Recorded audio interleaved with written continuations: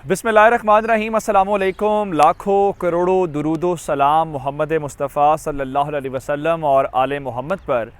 मैं हूँ उमर दराज गोंदल और आप मेरा यूट्यूब चैनल देख रहे हैं। नाज़रीन, अगर मैं आपको आज के दिन इस जो 7-8 रोज़ की जंग के दौरान अब तक का सबसे बड़ा नुकसान है वो बताऊँ तो वो आज रूस को वो नुकसान पहुँचा है। जब भी कोई जंग होती है तो जंग को लीड करने वाला कमांडर बड़ा इंपॉर्टेंट होता है। किस लिहाज से? प्लान उसके पास होता है, अगर उसको जानी नुकसान हो जाए तो इसका मतलब ये होता है कि पूरी फोर्स डीमोरलाइज्ड हो जाती है।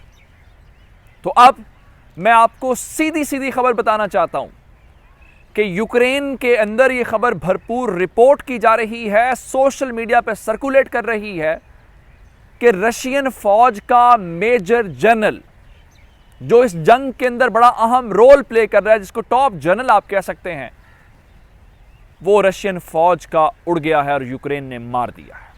ये पहली बड़ी खबर। आज पहली बार रूस ने दावा किया था कि उसने यूक्रेन के कितने फौजी मारे, मैंने आपको बताया तकरीबन 3000 के करीब फौजी मारने का वो क्लेम कर रहे हैं।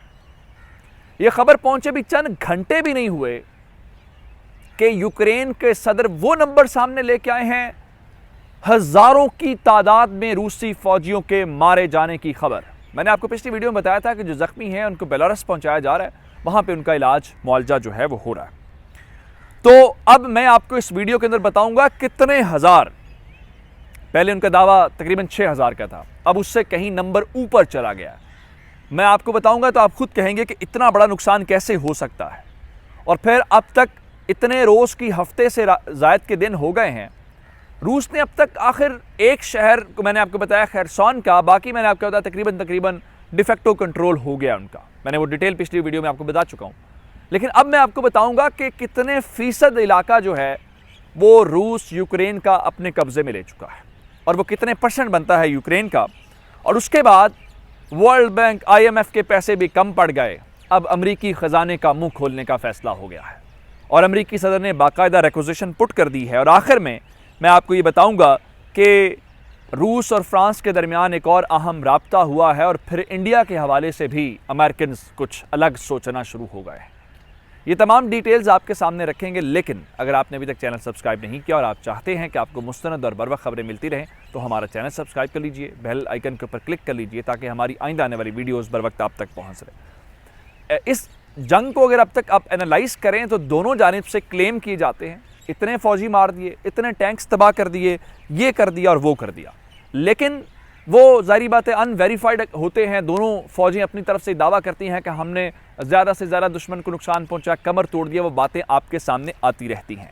लेकिन इस वक्त जो खबर है वो ये है कि रूस के मुकाबले में यूक्रेन के जो सदर हैं उनके एडवाइज़र ने ये कहा है कि पहले तो हम सिर्फ डिफेंड कर रहे थे, यानी जो रशियन हमला है उसके सामने खड़े थे, उसको पसपा करने की कोशिश कर रहे थे।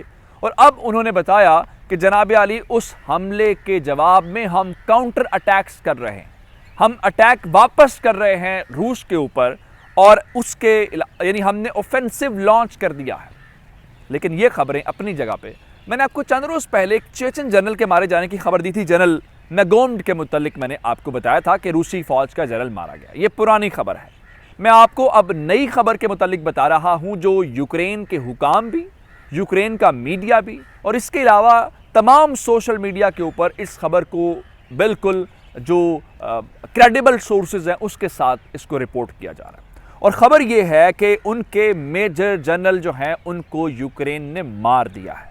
अब ये कौन है? Assault division of Russian airborne troops. क्या नाम क्या है? मेजर जनरल एंड्राई शुकविस्टकीव उनका नाम है। अगर मैंने सही नाम प्रोनाउंस उनका किया हो, उनके मुतालिक बताया गया है कि वो अब इस बाहमी लड़ाई के अंदर यूक्रेन की सरजमीन के ऊपर मारे गए। ये जानी नुकसान के लिहाज से और अपनी फोर्स का मोराल डाउन करने के हवाले से सबसे बड़ा लॉस है जो आज रशिया ने बर्दाश्त किया और यूक्रेन की जानिब से उनको ये नुकसान पहुंचाया गया। इसके अलावा यूक्रेन ने आज ये बताया है कि Su-30 तैयारा जो है उनके एयर डिफेंस सिस्टम ने आज मार गिराया है। और ये भी एक बड़ा नुकसान है। इसका मतलब ये है कि यूक्रेनी जो हैं अब वाक़तन पलट के वार कर रहे हैं। अब इससे थोड़ा सा आगे चलते हैं। आपको आज मैंने बताया कि रूस ने पहली बार कहा है कि हमने यूक्रेन के तकरीबन 3000 के करीब लोग मार दिए हैं, कोई 450 या 500 करीब टैंक्स तबाह कर दिए हैं और दीगर चीज़ें इस किस्म के बहुत ज़्यादा जो दावे हैं वो किए गए। लेकिन अब उसके जवाब में जो यूक्रेन के सदर हैं उन्होंने ये बताया है कि अब तक की एक हफ्ते की लड़ाई के अंदर जो रूस के फौजी मारे गए हैं वो सैकड़ों में नहीं है, हज़ारों की तादाद में हैं। कितने? उनके मुताबिक अब तक 9,000 जो रशियन फौजी हैं वो इस बाहमी लड़ाई के अंदर यूक्रेन की फौज ने मार दिए हैं। और ये अब तक का चंद दिनों के अंदर हालिया जंगों को अगर आप देखेंगे तो शायद ये बहुत बड़ा नुकसान है। उसके अलावा यूक्रेन की फौज के जनरल स्टाफ के मुताबिक उन्होंने अब तक रूस के 217 टैंक्स और 30 जंगी जहाज तबाह किए हैं और 31 हेलीकॉप्टर्स तबाह करने का क्लेम भी किया गया है।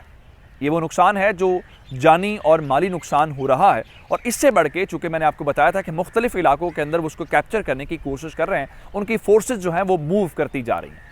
जो कीव दारुल हुकूमत है वहाँ तक जाने वाले जो ट्रूप्स हैं वो हमें स्लो नज़र आते हैं, उस तरह से हमें तेज़ी के साथ आगे बढ़ते हुए नज़र नहीं आ रहे। लेकिन अब खबर जो आई है कि रूस ने अब तक इलाका कितना फतह किया वो बहुत खौफनाक है। चूँकि लग ये रहा है कि वो शहरों को कैप्चर करना चाहते हैं, खासकर वो साहिली शहर या वो शहर जिनका बाहर की दुनिया के साथ राब्ता है, उनको जितनी जल्दी हो सके कट ऑफ किया जाए, ये उनकी स्ट्रेटजी है। लेकिन ऐसा नहीं है कि बाकी जो तमाम शहर हैं, ये तमाम इलाका है वो वहाँ पे भूल गए हैं। जो और इस वक्त नंबर जो आया है उसके मुताबिक तकरीबन 1700 किलोमीटर का जो रशियंस हैं वो क्लेम कर रहे हैं कि उन्होंने यूक्रेन का 1700 से ज़्यादा किलोमीटर का जो इलाका है वो अपने कब्ज़े में ले लिया है और उस पर मुकम्मल तौर पे रूस की फ़ौज का कंट्रोल हो गया है।